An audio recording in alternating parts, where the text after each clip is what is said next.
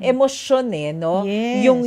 Yung apektado diyan Kasi syempre may mga taong nasasaktan. Yes, Kahit na yes. makita mo na screenshots man yan na napupunta sa social media o nasasaktan ka dahil dun sa panloloko sa ng partner mo. Pero sa Right. mga pagkakataong ganito, attorney, ano ba yung mga karapatan na nalalabag dito? May mga naging violations ba? Yes, of course, no? Bago pa man tayo umabot doon sa punto ng mga cybercrime, ng anti-illegal or ng anti-wiretapping law at yung kanina nabanggit natin yung Data Privacy Act, no?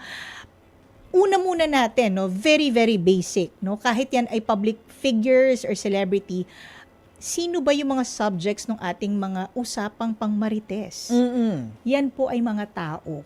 Bagaman celebrities, mga tao pa rin po, no? Tayong lahat human beings, and as human beings, at yan din po ang aking isinulat doon sa aking FB public page at Attorney Weng Sariano sa FB na human rights perspective. Laging yan yung isinaalang-alang natin, no, kapag tayo may pinag-uusapan na kasi meron siyang krimen na ginawa, meron siyang violation, mga tao po yan, no? So ito sa ating scenario, no, merong dalawang babae, no, kababaihan, yung ex-girlfriend at supposedly present, no, naka-affair, na baka ex na rin, no, at yung lalaki, no, sa gitna. Maikakaila, no, sa ating patriarchal, no, framework, ang knee-jerk reaction natin ay, naku, ang landi-landi naman yan. Bakit kumirengking? Ang Ba't unfair naman ang talaga harot-harot? natin. Di ba? From the perspective of just one, no? At remember, ang cheating laging dalawa yan, di ba? Hindi naman pwedeng yung isa lang.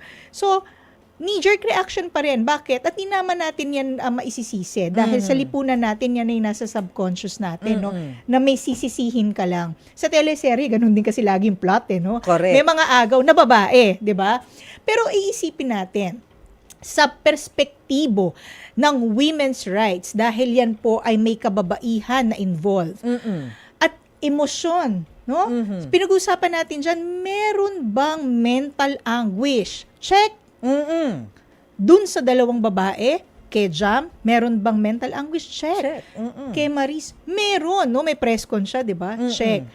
Meron bang emotional distress, sakit sa loob, sa puso? Abay, meron, no? After 7 years, si Jam, check.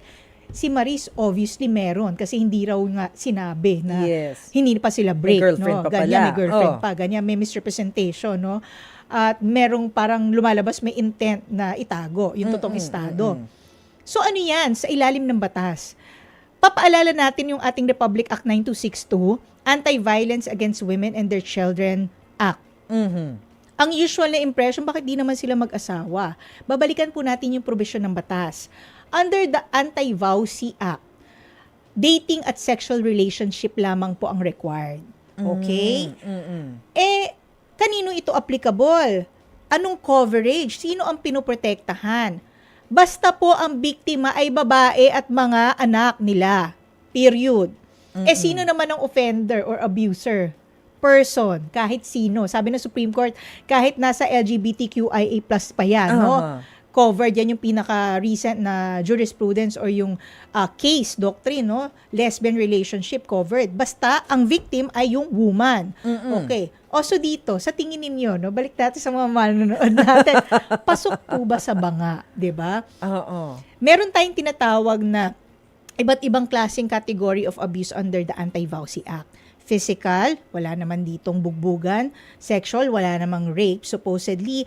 At wala naman ding economic abuse or yung economic financial dependence, no? Or yung custody of child, hindi na siya material. Pero may psychological abuse po ba? Or psychological violence? Hihimayin natin, ano ba yung psychological abuse or psychological violence? Yung binanggit po natin kanina, may mental anguish ba? Check. May emotional distress? Check. O, diba? Obviously, masama yung loob ng dalawang babae. Oo. Sino ngayon ang biktima? Diba? Mga biktima.